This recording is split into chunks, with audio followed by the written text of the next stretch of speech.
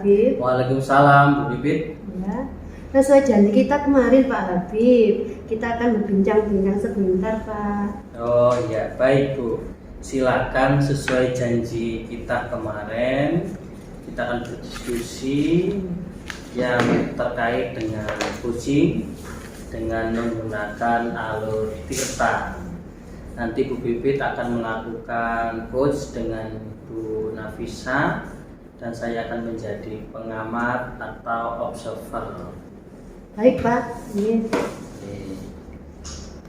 Baik, nanti akan kita memakai 4 kriteria ya Bu ya. Ya, Yang pertama nanti yaitu kurang baik, Iya. cukup baik, Iya. dan sangat baik. Iya. Lalu nanti kompetensi coaching apa yang ingin Ibu Bibit lakukan.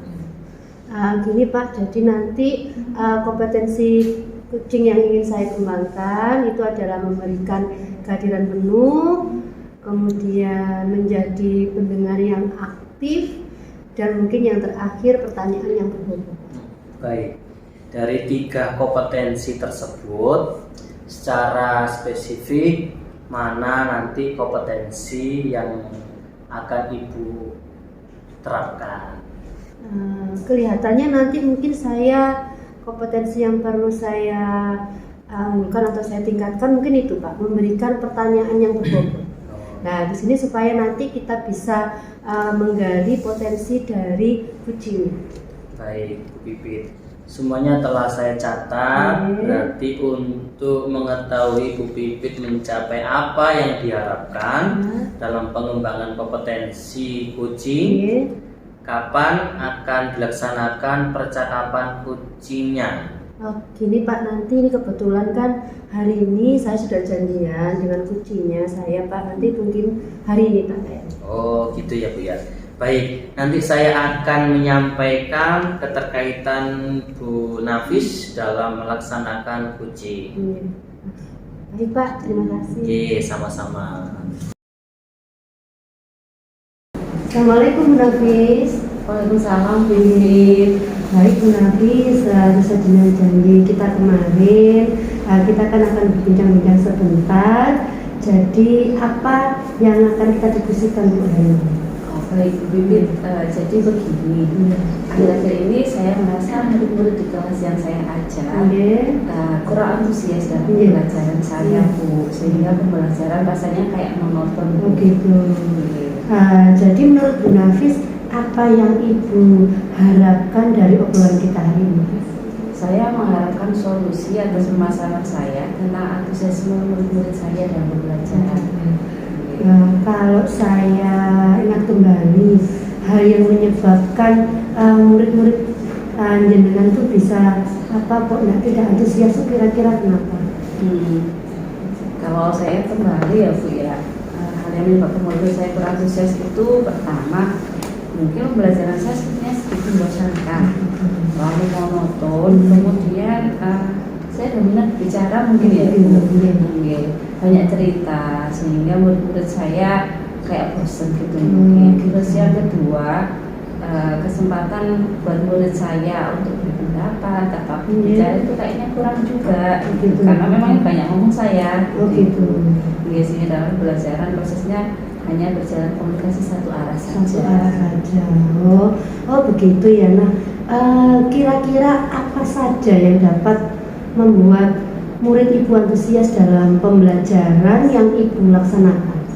Kalau menurut saya sih ya namanya anak-anak pasti pembelajaran yang menyenangkan gitu ya Bu ya. Terus yang tidak membosankan mereka gitu. Saya setuju Bu dan sependapat dengan Ibu. Lalu kira-kira menurut pendapat Ibu, apa saja yang bisa membuat murid-murid itu bisa merasa senang dan tidak bosan pada pembelajaran? Kira-kira apa Bu itu? Prinsipnya harusnya pembelajaran itu berpusat pada murid ya Bu ya. Gitu. Iya. Kemudian murid yang aktif belajar, bukan gurunya yang aktif bicara. Ya, itu benar. Kemudian menambahkan ice breaking atau game dalam pembelajaran supaya lebih menarik. Oke, nah itu betul Bu. Kalau boleh tahu Ibu, kira-kira Ibu itu selama ini menggunakan sumber belajar apa saja di kelas?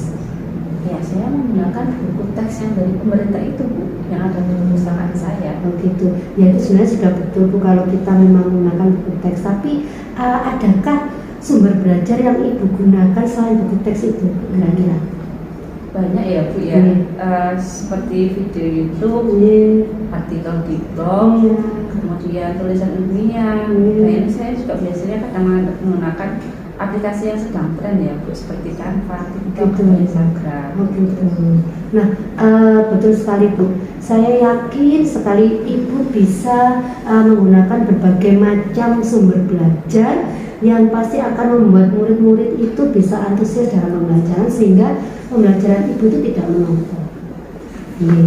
Kemudian jadi sekarang kira-kira rencana Ibu untuk menyelesaikan masalah ini apa Bu?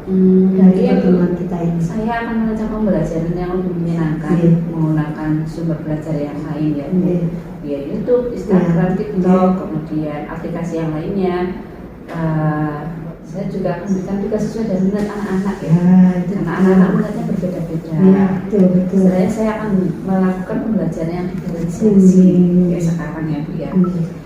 Terus murid tidak dipaksa, mereka memang senang mengerjakan tugasnya. Kalau mereka sesuai dengan minatnya pasti tidak terasa terpaksa. Nah itu kan nanti misal anak-anak yang ada nih murid saya suka ngevlog, nanti biarkan mereka mengerjakan tugasnya vlog. Ada yang hanya berupa tulisan saja gitu. Nah bagus sekali itu Bu rencana Ibu sebenarnya, dan mudah-mudahan dari perbincangan ini nanti pembelajaran Ibu yang awalnya itu menonton bisa pembelajaran yang bisa menarik. Mudah-mudahan berhasil ya Bu Nafis. Terima kasih. Semoga Ibu. Kira-kira dari perbincangan ini apa komitmen Ibu terhadap rencana Ibu ini? Sepertinya saya harus ini ya, membuat pembelajarannya lebih menyenangkan di saat tempat saya. Jadi terus sumber belajar juga tidak hanya di buku saja, banyak sumber belajar yang lainnya. Kemudian memerdekakan murid saya. Ya betul. Wah bagus sekali Bu itu. Saya sangat mendukung komitmen Ibu. Mudah-mudahan semua itu bisa berjalan lancar dan sesuai harapan yang Ibu harapkan di pembelajaran selanjutnya. Terima kasih Bu Pipit atas waktunya.